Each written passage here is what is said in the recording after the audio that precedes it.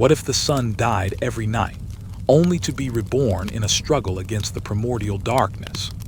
For the ancient Egyptians, this wasn't a metaphor.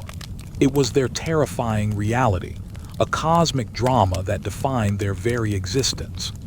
Welcome to a journey into the heart of ancient Egypt, where gods walked among mortals, and the universe was a stage for epic tales of creation, conflict, and the eternal cycle of life and death. From the first stirrings of civilization along the Nile, a rich and complex tapestry of beliefs emerged, shaping a culture that would endure for millennia. This is the story of Egyptian mythology, a pantheon of gods and goddesses, a cosmology of unparalleled depth, and a spiritual framework that animated the lives of kings and commoners alike. Our odyssey begins not in the grandeur of the New Kingdom's temples, nor amidst the colossal pyramids of Giza, but in the distant mists of prehistory, in the shifting sands and fertile mud of the Nile Valley, where the very concept of divinity first took root. Before the pharaohs, before hieroglyphs, before even the idea of a unified Egypt, small, scattered communities lived in a land dictated by the rhythms of a single, life-giving river. For these early inhabitants, the world was a place of powerful, often unpredictable forces. The annual inundation of the Nile, bringing both life and destruction, the scorching desert winds, the relentless cycle of day and night. Their earliest beliefs, dating back to the predynastic period, roughly 6,000 to 3,100 BCE, were deeply animistic, attributing spirits and divine power to natural phenomena and specific locations.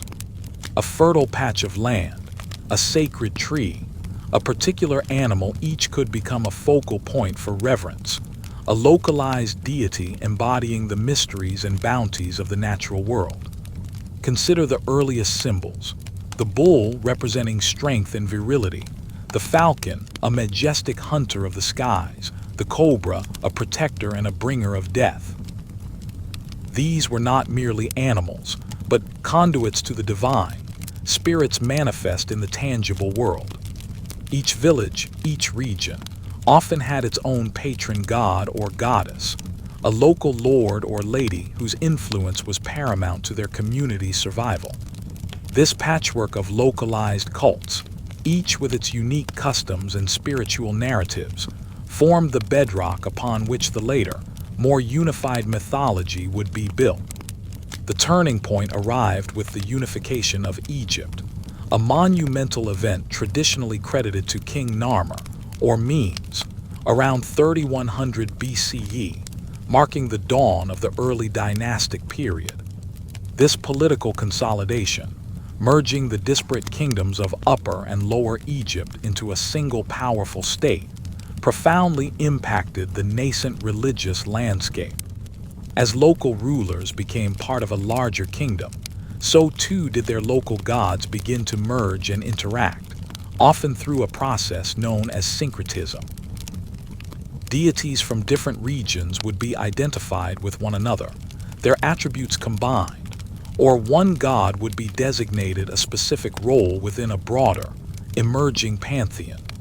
This period witnessed the rise of the pharaoh as not just a political leader, but a divine king, a living embodiment of Horus, the falcon god. The pharaoh was the essential link between the earthly realm and the cosmic order, responsible for maintaining Ma'at, the fundamental principle of truth, justice, harmony, and cosmic balance. Ma'at was not merely a law or a concept. It was the very fabric of existence, upholding the sun's journey across the sky, the Nile's annual flood, and the prosperity of Egypt. Without the pharaoh, and without the proper rituals performed in accordance with Ma'at, chaos known as Isfet threatened to engulf the world. It was a belief system that placed immense pressure on the king, yet also granted him unparalleled authority.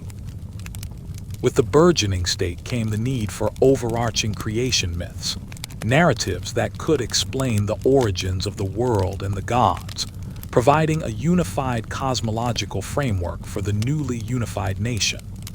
two dominant cosmogonies emerged, each originating from significant religious centers, the Heliopolitan Ennead and the Hermopolitan Ogdoad. The Heliopolitan tradition, centered in the city of Iunu, later Greek Heliopolis, meaning city of the sun, championed the sun god Atum or Ra as the supreme creator. This myth posits that in the beginning there was only none, the swirling, chaotic primeval waters, an infinite dark abyss. From this watery void, Atum, the self-created god, arose on a primordial mound, bringing light and order to the universe. Lonely in his existence, Atum ejaculated or sneezed, bringing forth Shu, the god of air, and Tefnut, the goddess of moisture. These first divine couple then gave birth to Geb, the earth god, and Nut, the sky goddess. From Geb and Nut came the next generation of gods, Osiris, Isis, Seth, and Nephthys. This group of 9 deities formed the Ennead, a powerful divine family that established the foundational elements of the cosmos, the heavens, the earth, air, water, and the very cycle of life, death, and rebirth, laying the groundwork for many of the most enduring narratives in Egyptian mythology.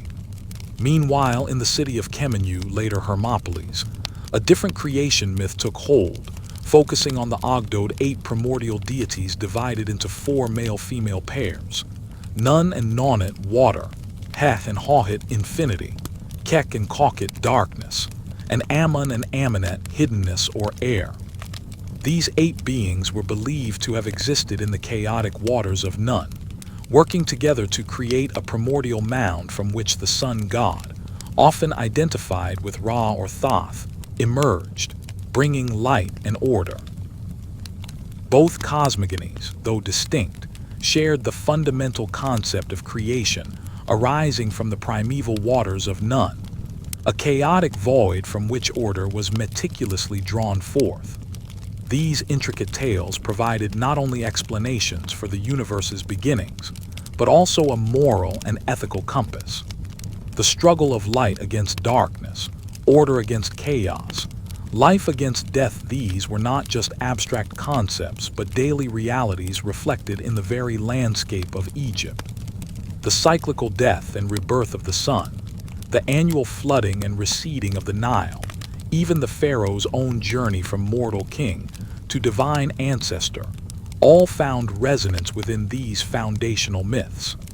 As the early dynastic period gave way to the Old Kingdom around 2686 BCE, these religious concepts solidified further, laying the blueprint for an enduring civilization.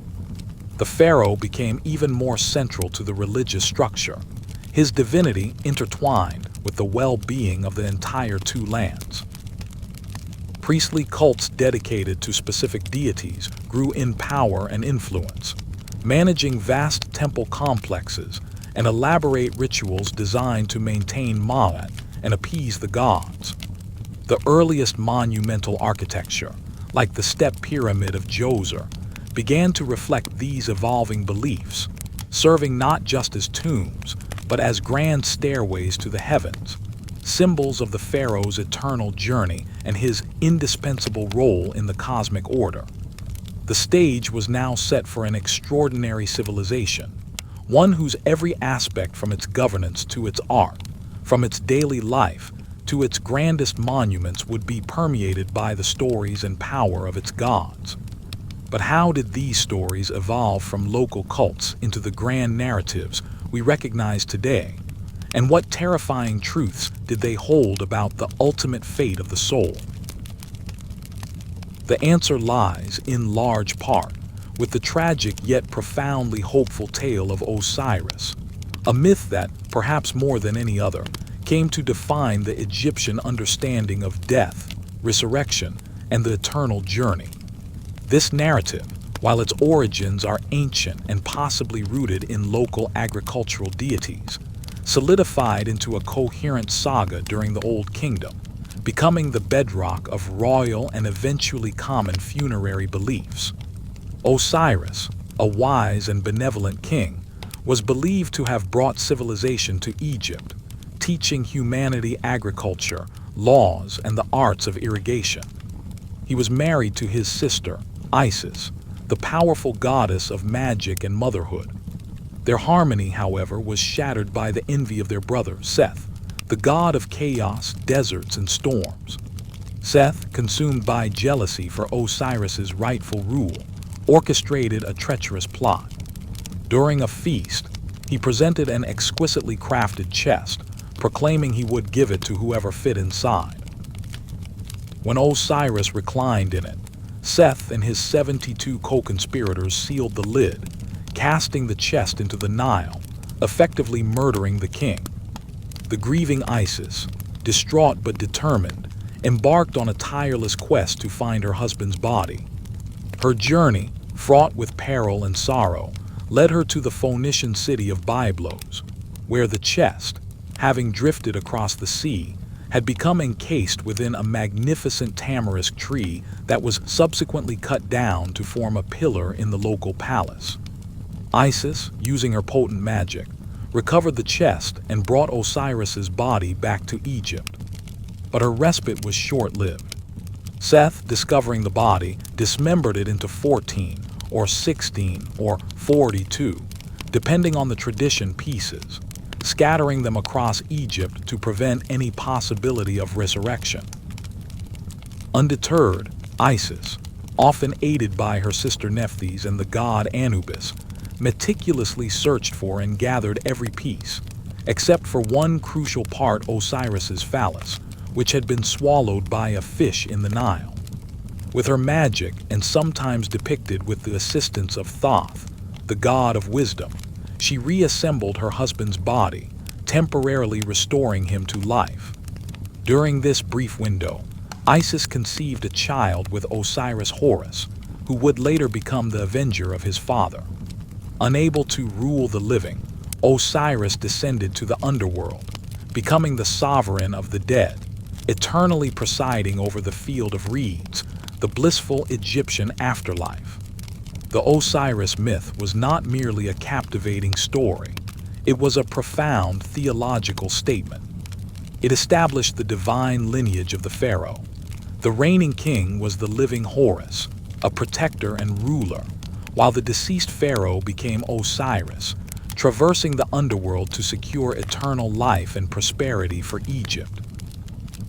This duality reinforced the pharaoh's role as the indispensable bridge between humanity and the gods, responsible for maintaining cosmic order. More importantly, the myth offered hope. Osiris's resurrection, even if incomplete, provided a blueprint for eternal life for all Egyptians. Just as Osiris conquered death, so too could every individual, provided they adhered to the principles of Ma'at and performed the correct rituals. This concept directly led to the elaborate funerary practices that became synonymous with ancient Egypt. The terrifying truth about the soul's ultimate fate, however, lay in the arduous journey through the Jewet, the underworld. The Egyptians believed that a person's spirit comprised several elements: the Ka, the life force; the Ba, the personality or soul capable of leaving the tomb; and the Ak, the transfigured spirit that had successfully navigated the afterlife and joined the gods. To achieve this desired state of Ak, the deceased had to undergo mummification, a process meticulously developed over millennia to preserve the body as a vessel for the Ka and Ba. Without a recognizable body, the spirit risked eternal oblivion. Once preserved, the soul faced a perilous voyage, depicted in various funerary texts. The Jewet was teeming with both benevolent deities and monstrous demons, treacherous rivers and fiery lakes.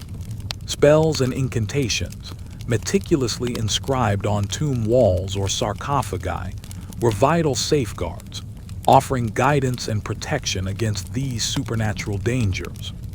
The ultimate trial awaited in the Hall of Two Truths, where the heart, considered the seat of intellect and emotion, was weighed against the feather of Ma'at, the symbol of truth and justice, by the god Anubis.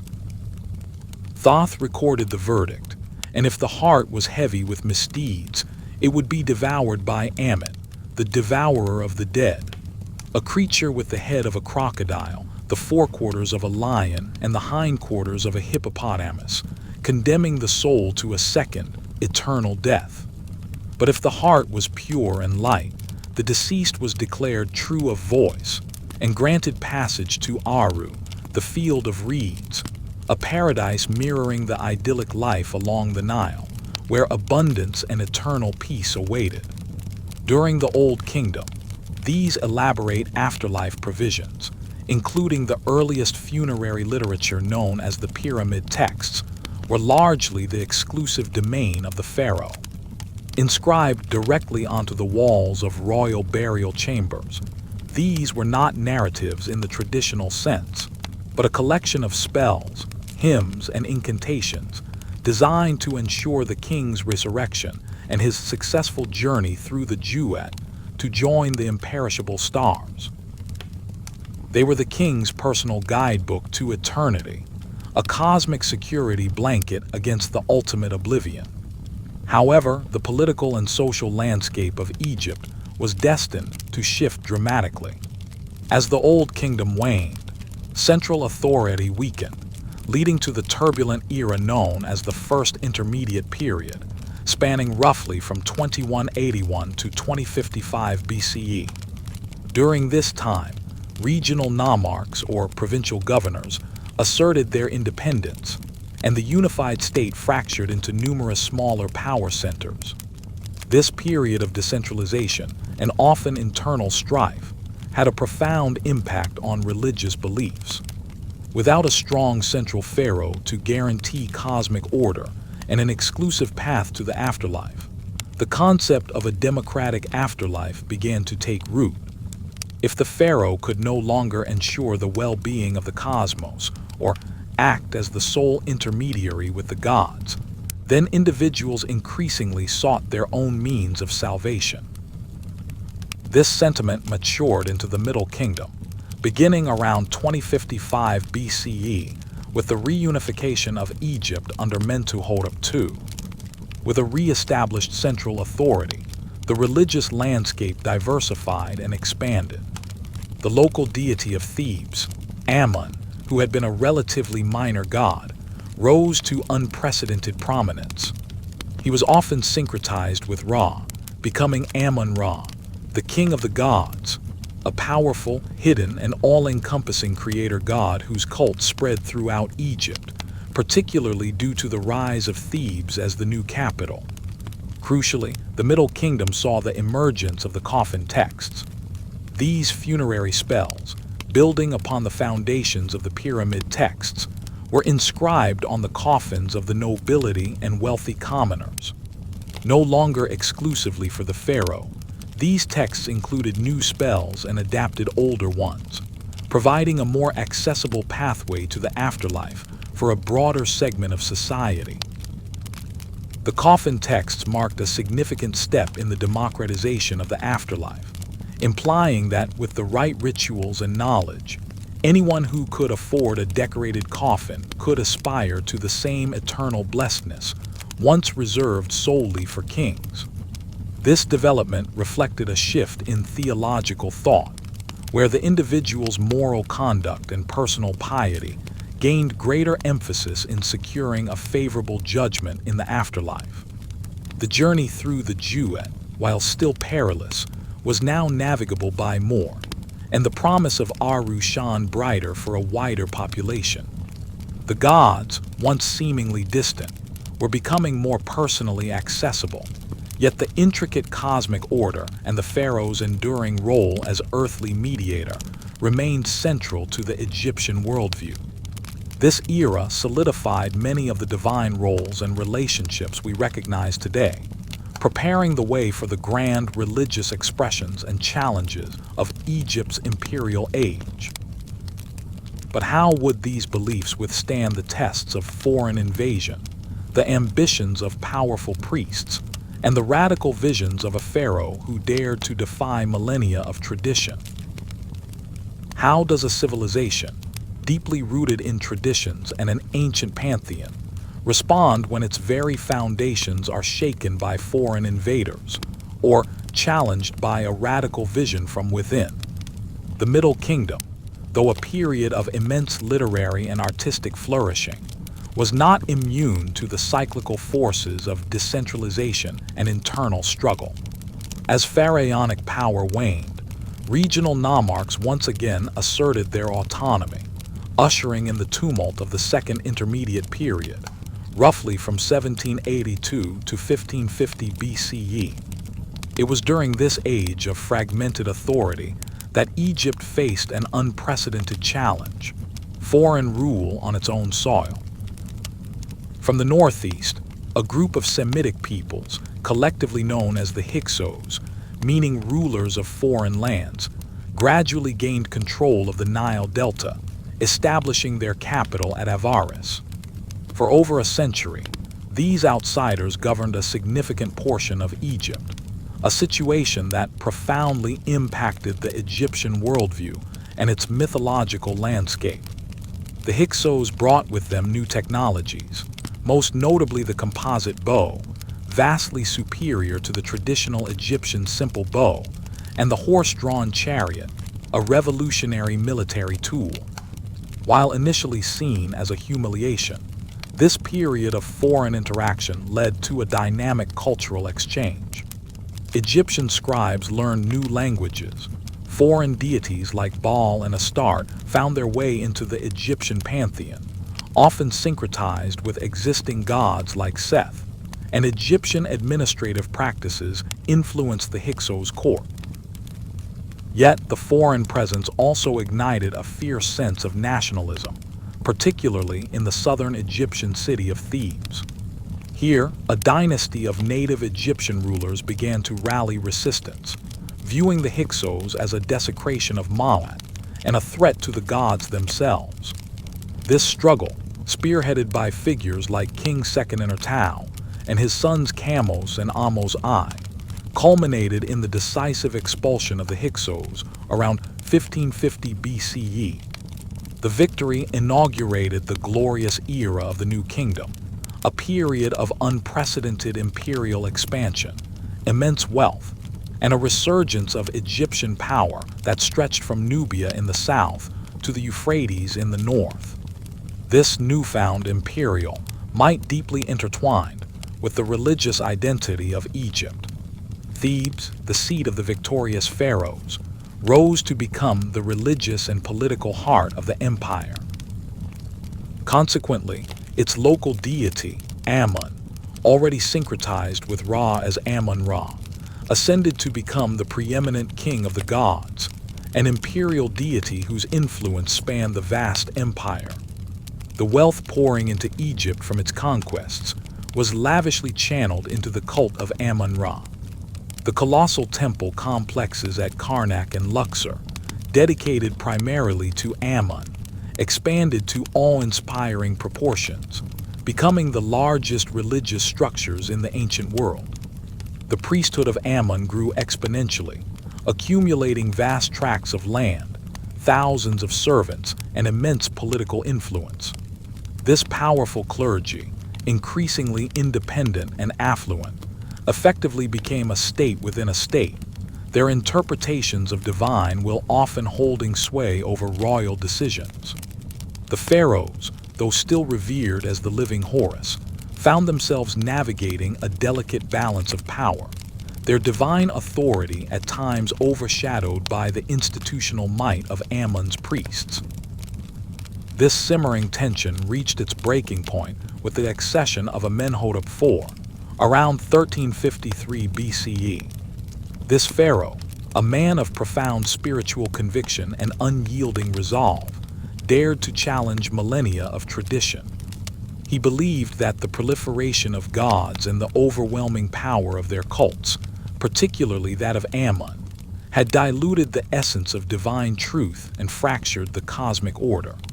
Amenhotep IV embarked on the most radical religious revolution in Egyptian history, proclaiming the eight and the visible disk of the sun as the sole, universal God. He rejected the traditional pantheon, shut down the temples of other deities, particularly those of Ammon, and ordered the obliteration of their names from monuments, a practice known as damnatio memoriae. To emphasize this seismic shift, Amenhotep IV changed his own name to Akhenaten, meaning effective for the Aten, and relocated the capital from Thebes to an entirely new city he founded in the desert, Akhetaten, Horus. On of the Aten, now known as Amarna. This new religious ideology was not merely a shift in focus, it was a profound ideological break. Akhenaten's Atenism promoted a form of monolatry, or perhaps even incipient monotheism, emphasizing a direct, personal relationship with the Aten, without the need for an intermediary priesthood or the complex rituals associated with the old gods. Artistic conventions were transformed, moving from rigid idealism to a more naturalistic, albeit exaggerated, style, reflecting a perceived new truth and openness. Yet this radical departure was deeply unpopular with the majority of the population, who had relied on the traditional gods for their protection, their afterlife, and the maintenance of Ma'at. The suppression of Ammon and the other deities, coupled with the immense socio-economic upheaval caused by the transfer of the capital and the redirection of resources, bred resentment and instability. Upon Akhenaten's death, after a reign of just 17 years, his religious revolution quickly unraveled. His immediate successors, including the boy king Tutankhamun, initially named Tutankhaten, moved swiftly to restore the old order. Tutankhamun abandoned Akhetaten, reinstated the cults of Ammon and the other gods, and sought to erase all memory of Akhenaten and his heresy. The names of Akhenaten and his family were excised from official records, their monuments dismantled, and their reign compressed into a historical void. The traditional gods, particularly Amun-Ra, were re-established as supreme, and the powerful priesthood regained its influence.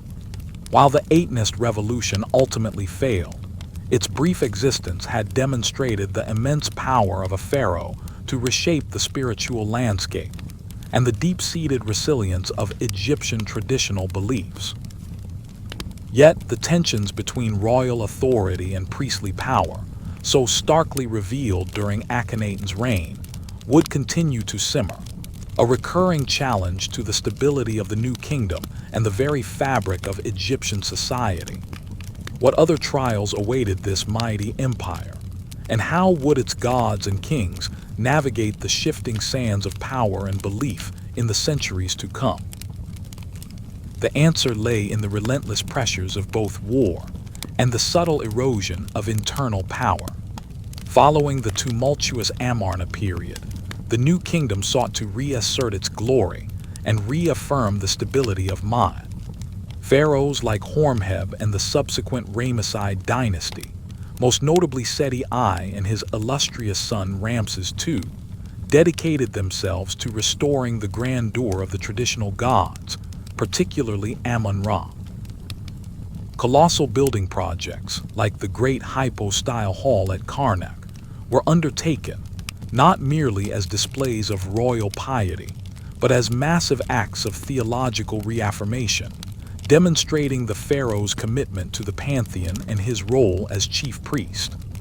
The emphasis was on monumental scale, designed to awe both gods and mortals, projecting an image of unshakable divine favor. Yet, even as temples expanded and cults flourished, the new kingdom faced formidable external threats that tested the very concept of divine protection. From the north, the burgeoning Hittite Empire challenged Egypt's dominion in the Levant, culminating in the epic Battle of Kadesh around 1274 BCE during the reign of Ramses II. Egyptian propaganda, meticulously carved into temple walls, depicted Ramses almost single-handedly turning the tide of battle, saved by the direct intervention of Amun-Ra, who granted him supernatural strength. This narrative served to reinforce the pharaoh's divine connection and Amun-Ra's supremacy as a war god, a fierce protector of Egypt and its ruler. Simultaneously, a mysterious coalition of seafaring raiders, collectively known as the Sea Peoples, began to destabilize the entire eastern Mediterranean, launching devastating attacks that threatened to engulf Egypt itself. It was during the reign of Ramses III, around 1175 BCE, that Egypt confronted these invaders in a series of desperate land and sea battles. Again, the pharaoh was portrayed as the divinely appointed savior, his victory attributed to the unwavering support of the gods, solidifying the idea that Egypt's survival was inextricably linked to the proper reverence of its deities and the strength of its pharaoh. However, beneath this veneer of divine triumph, internal dynamics continued to shift. The immense wealth and political influence accumulated by the priesthood of Amun-Ra, particularly at Thebes, continued to grow disproportionately throughout the Ramesside period. They controlled vast estates, managed enormous resources, and their pronouncements carried significant weight, sometimes even challenging the pharaoh's authority. This power dynamic meant that the pharaoh, while still a living god, increasingly needed to placate and co-opt the powerful clergy. For the common people, too, the relationship with the divine was evolving. While the state cults remained grand and public, a more personal piety began to emerge. Individuals sought direct communication with gods through oracles, dreams, and personal prayers, often to deities more accessible than the distant Amun-Ra, such as Taweret, the hippopotamus goddess of childbirth, or Bes, the dwarf god of protection.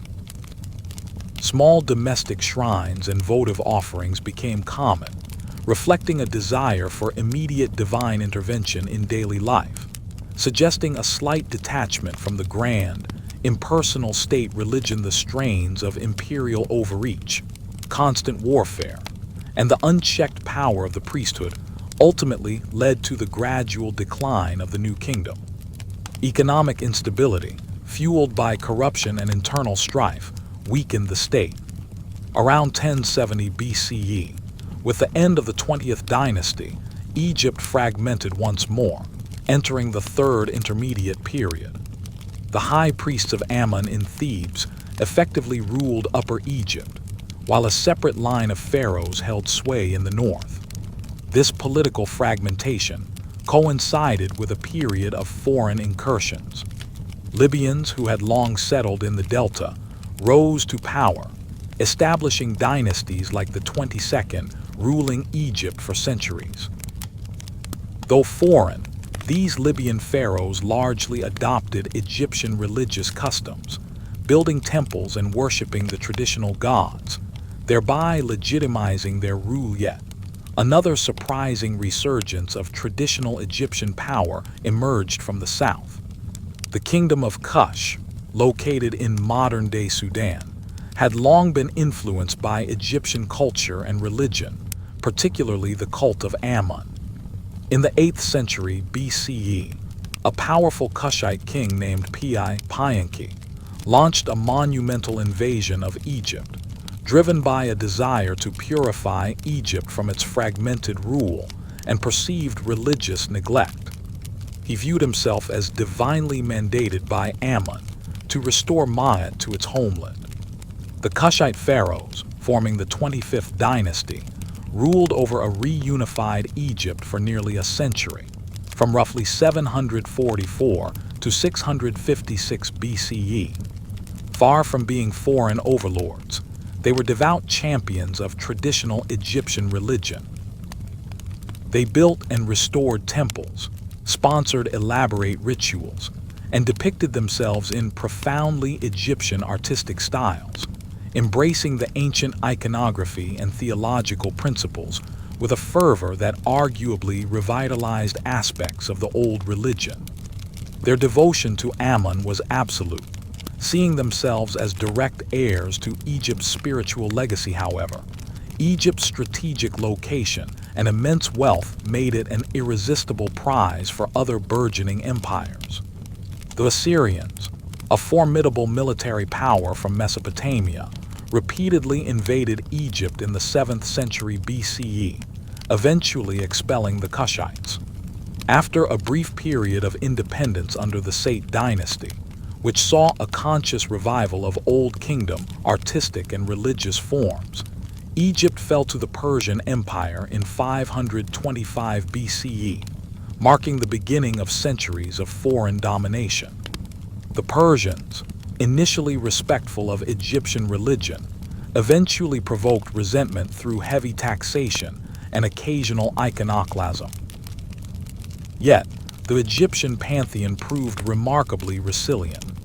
The gods continued to be worshipped, their cults sustained, often in defiance of their foreign rulers. Temples remained centers of learning and resistance, preserving the ancient rituals and myths. Then, a new force arrived: Alexander the Great. In 332 BCE, he conquered Egypt from the Persians, hailed as a liberator. His successors, the Greek Ptolemaic dynasty, who ruled for nearly 3 centuries, adopted a pragmatic approach to Egyptian religion. To legitimize their rule over a devout population, the Ptolemies wholeheartedly embraced Egyptian pharaonic traditions, commissioning magnificent temples in Egyptian style, such as those at Dendera, Edfu, and Philae. They participated in Egyptian festivals, learned Egyptian customs, and depicted themselves as pharaohs in traditional iconography. Crucially, they also fostered religious syncretism, blending Greek and Egyptian deities to create new forms palatable to both cultures.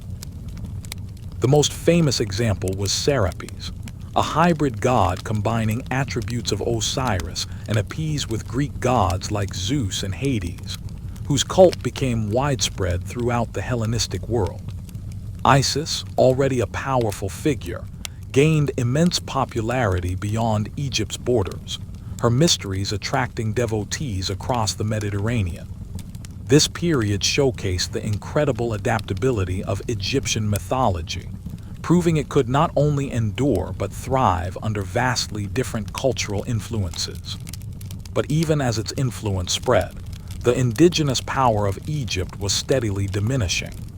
How long could the ancient gods and their narratives withstand the relentless march of empires? And what would be their ultimate fate in a world increasingly dominated by Rome? How long, indeed, could the ancient gods and their narratives withstand the relentless march of empires? And what would be their ultimate fate in a world increasingly dominated by Rome? The answer came definitively in 30 BCE with the suicide of Cleopatra VII, the last Ptolemaic pharaoh, and the subsequent annexation of Egypt by Octavian, soon to be Emperor Augustus. Egypt, once the heart of a powerful independent civilization, was reduced to a lucrative Roman province, a veritable breadbasket for the burgeoning empire. This was not merely a political subjugation. It marked the beginning of a profound cultural and religious transformation. Initially, Rome adopted a pragmatic, almost hands-off approach to Egyptian religion. The Roman emperors, recognizing the deep spiritual roots of the population, often depicted themselves as pharaohs on temple reliefs, participating in traditional rituals and making offerings to the Egyptian gods. They understood that maintaining the illusion of continuity was vital for stability and control. Cults like those of Isis and Serapis, which had already gained traction during the Ptolemaic period, found new life and spread rapidly throughout the Roman Empire. Isis, in particular, with her powerful narrative of love, loss, and resurrection, appealed to a diverse Roman populace, from soldiers to senators, offering the promise of personal salvation and a mystical path. Temples dedicated to her sprung up across the Mediterranean world, from Pompeii to Britannia, demonstrating the extraordinary adaptability and enduring appeal of Egyptian religious concepts far beyond the Nile Valley. However, beneath this surface tolerance, the Roman administrative grip was tightening. Egypt was ruled directly by the emperor, its vast agricultural output funneled to Rome. The magnificent temple complexes, once the independent bastions of priestly power, gradually became more dependent on imperial patronage. While new temples were still built, like those at Esna and Kam Ambo, and existing ones embellished, the dynamic was subtly altered. The pharaoh, now a distant Roman emperor, could not embody Horus in the same immediate, tangible way as native rulers. His connection to Ma'at was an abstract political necessity rather than an intrinsic spiritual bond. The focus of religious innovation shifted, with Egyptian theology increasingly interpreted through a Hellenistic lens, contributing to the development of philosophical and magical traditions like Hermeticism, which fused Egyptian wisdom with Greek thought. Yet, the greatest challenge to the ancient Egyptian pantheon was not political conquest, but the rise of a new spiritual force, Christianity. By the late 1st century CE, Christian communities had established themselves in Alexandria, a vibrant intellectual and cultural melting pot. This new faith, fiercely monotheistic, presented an existential threat to the polytheistic framework of Egyptian mythology. Unlike the Romans, who could integrate new gods into their existing pantheon, Christianity offered no such compromise. For Christians, the ancient gods were demons, idols to be renounced. The conflict was fundamental: one God versus a multitude of deities, a universal salvation offered through Christ versus a complex system of rituals, and an afterlife journey based on individual merit and divine judgment. Initially, Christians faced persecution under Roman rule, often targeted for their refusal to worship the emperor or the traditional Roman gods. But as Christianity gained followers and influence, particularly from the 4th century CE onwards, the tables began to turn. The Edict of Milan in 313 CE granted religious tolerance, and by the end of that century, Emperor Theodosius I had made Nicene Christianity the state religion of the Roman Empire, initiating a systematic suppression of pagan cults. Imperial decrees ordered the closure of temples, the cessation of pagan rituals, and in many instances, the destruction of idols and monuments. In Egypt, this transition was often brutal. Monks, fired by religious zeal, sometimes engaged in acts of iconoclasm, defacing or demolishing ancient temples. The Serapeum of Alexandria, one of the grandest temples in the ancient world, was destroyed in 391 CE, a symbolic end to an era. The worship of the ancient gods, which had persisted for millennia, was now driven underground or ceased altogether. The final blow came with the gradual disappearance of the knowledge of hieroglyphic writing. As Coptic, an Egyptian language written with Greek characters, replaced the older scripts, the ability to read the sacred texts of the pharaohs faded. The last known hieroglyphic inscription dates to 394 CE, carved at the Temple of Philae, dedicated to Isis. After this, a vast, complex civilization, its cosmology etched into every monument and papyrus, fell silent, its divine language unreadable, its gods forgotten by the mainstream. For over 1,000 years, the profound wisdom, the intricate stories, and the majestic pantheon of ancient Egypt lay buried, literally and figuratively, beneath the sands of time. The temples became ruins, their walls mute witnesses to a lost world.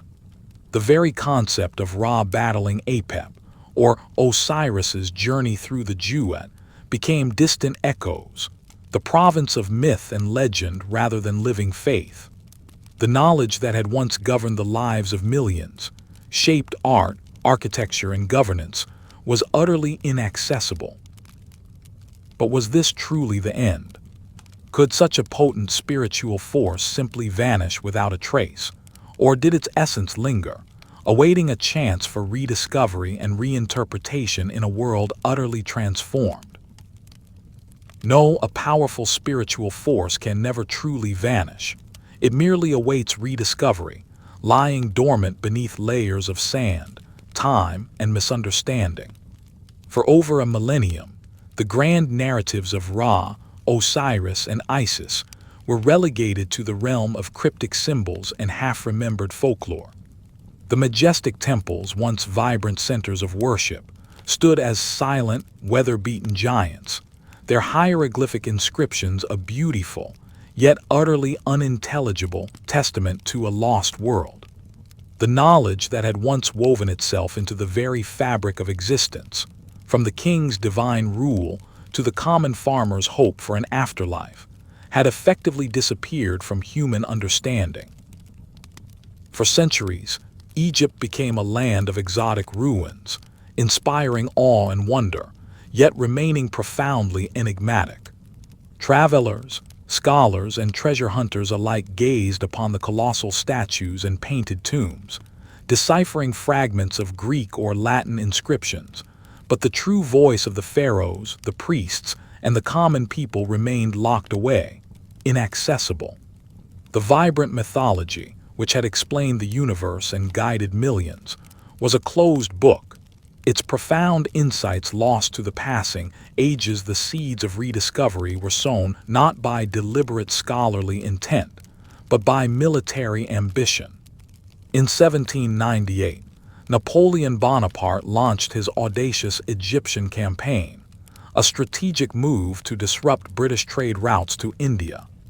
While a military failure, this expedition proved to be an unparalleled cultural and scientific triumph.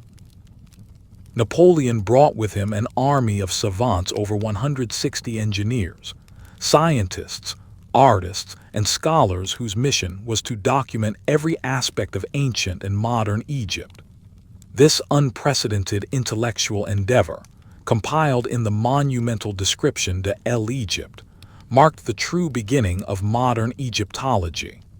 These scholars meticulously surveyed monuments, drew detailed maps, and recorded inscriptions, their efforts laying the groundwork for future generations. It was during this period of intense documentation that a discovery of seismic importance was made in July 1799, near the town of Rosetta, modern-day Rashid. In the Nile Delta, a group of French soldiers demolishing an ancient wall stumbled upon a dark granodiorite slab, approximately 112 centimeters high and 76 centimeters wide, covered with 3 distinct scripts. This was the Rosetta Stone, a decree issued by King Ptolemy V in 196 BCE. Its significance was immediately apparent. The same text was inscribed in ancient Egyptian hieroglyphs, Demotic script, a cursive form of ancient Egyptian and ancient Greek. For centuries, the ability to read hieroglyphs had been lost. Greek, however, was still a known language. The Rosetta Stone presented the tantalizing prospect of a linguistic bridge, a 3-way key that could unlock the secrets of a vanished civilization. The race to decipher its contents began almost immediately, becoming one of the most intellectually challenging and competitive quests in history. Scholars across Europe dedicated themselves to cracking the code, each recognizing the potential to resurrect an entire culture. The initial breakthroughs came from the brilliant English polymath, Thomas Young, who, by comparing the Greek text with the Demotic and hieroglyphic versions, correctly identified that some hieroglyphs were phonetic, representing sounds, particularly within royal names enclosed in cartouches. Young made significant strides, but it was the tireless dedication and linguistic genius of Jean-François Champollion, a French scholar, that ultimately pierced the veil. Obsessed with Egypt from a young age, Champollion had immersed himself in Coptic, the liturgical language of Egyptian Christians, realizing it was the direct descendant of ancient Egyptian. In 1822, building on Young's insights and his profound knowledge of Coptic, Champollion made his electrifying discovery. By meticulously comparing the cartouches of Ptolemy and Cleopatra on the Rosetta Stone and other monuments, he confirmed that hieroglyphs were not purely symbolic, but a complex system combining phonetic, syllabic, and determinative signs. He famously burst into his brother's office, exclaiming, "G times L affair, I've got it," before collapsing in exhaustion. His groundbreaking letter, A.M. Dacier announced his findings to the world, providing the first accurate methodology for deciphering hieroglyphs. The profound silence of millennia was shattered. Ancient Egypt could finally speak again. Champollion's decipherment opened the floodgates. Suddenly, the vast repository of inscriptions on temple walls, tombs, obelisks, and papyri became intelligible. Scholars could now read the pyramid texts, the coffin texts, the Book of the Dead, and countless mythological narratives, hymns, and prayers. The true richness and complexity of Egyptian mythology, previously obscured, were revealed in stunning detail. This breakthrough gave birth to modern Egyptology as a rigorous academic discipline. European powers, driven by imperial ambition, scientific curiosity, and a growing public fascination, began systematic excavations. Figures like Auguste Mariette and William Flinders Petrie unearthed vast numbers of artifacts, expanding the corpus of texts and providing unparalleled insights into daily life, funerary practices, and crucially, the intricate relationships between the gods and humanity. A global phenomenon known as Egyptomania swept through Europe and America. Ancient Egyptian motifs appeared in architecture, furniture, fashion, and jewelry.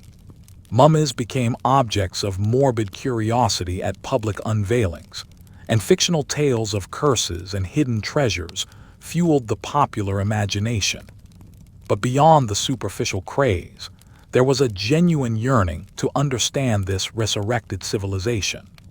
The stories of Osiris's resurrection, Isis's unwavering love, Ra's nightly struggle against Apep, and the judgment in the Hall of Two Truths were no longer mere archaeological curiosities. They became narratives that resonated with universal human themes: love, loss, betrayal, vengeance, and the eternal quest for meaning in life and after death. The gods, once silent and frozen in stone, re-emerged from the ancient texts, their personalities, their struggles, and their profound impact on a civilization finally understood. This reawakening allowed for a comprehensive understanding of how deeply mythology permeated every aspect of Egyptian society, from royal legitimation to the commoner's hope for an afterlife. It illuminated the sophisticated theological systems that had developed over thousands of years, offering a unique perspective on human spirituality.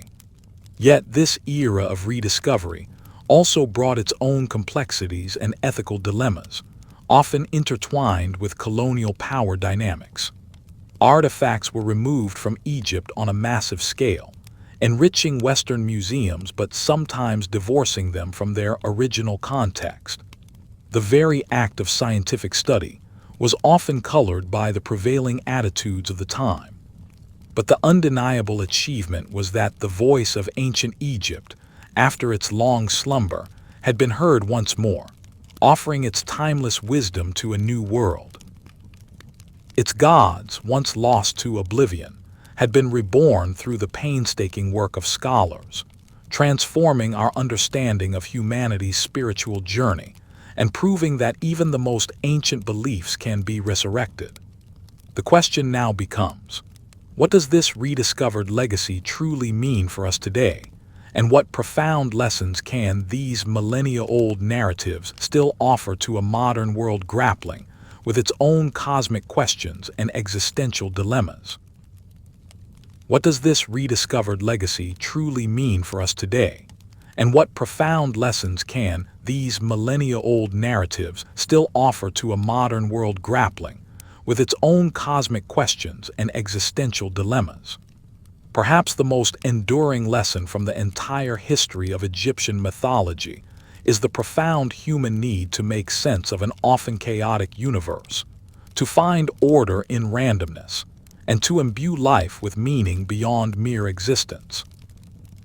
For over 3 millennia, from the earliest animistic beliefs of the predynastic period to the last hieroglyphic inscription etched at Philae, the ancient Egyptians crafted a spiritual framework of unparalleled depth and resilience. We have journeyed through the emergence of localized cults along the Nile, their gradual unification and syncretism into a grand pantheon mirroring the political consolidation of the two lands.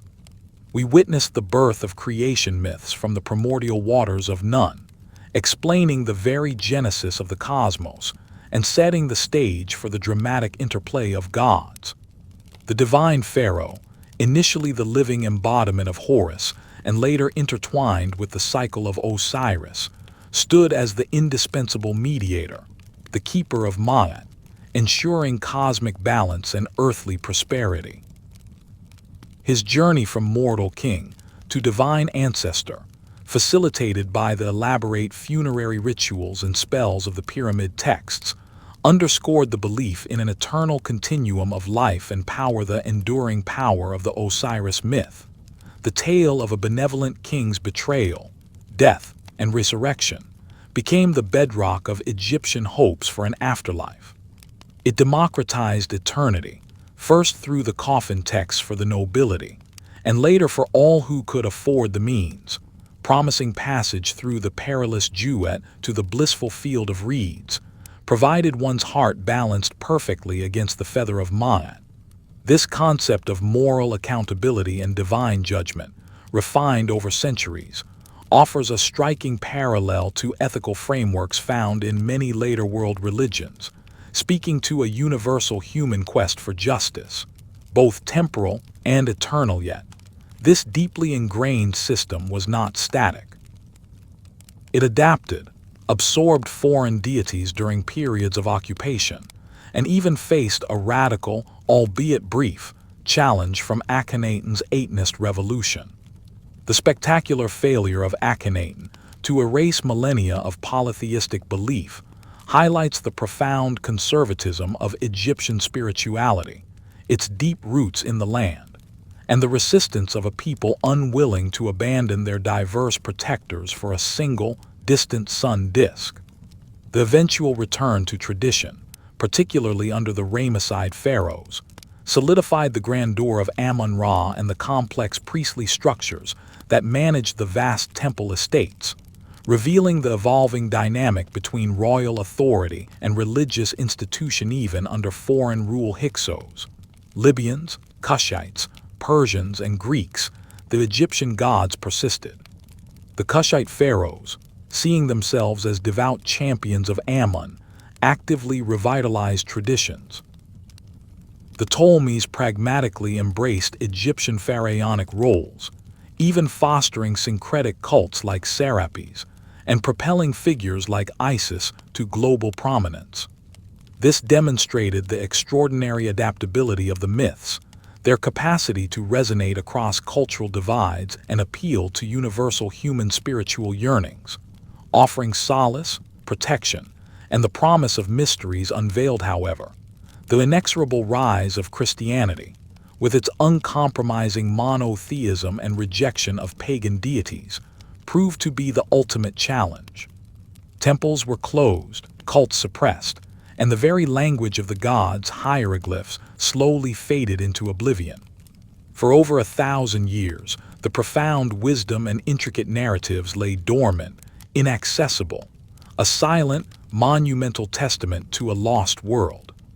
The rediscovery, sparked by Napoleon's savants and ultimately unlocked by Champollion's genius with the Rosetta Stone, was not merely an academic triumph, it was a resurrection.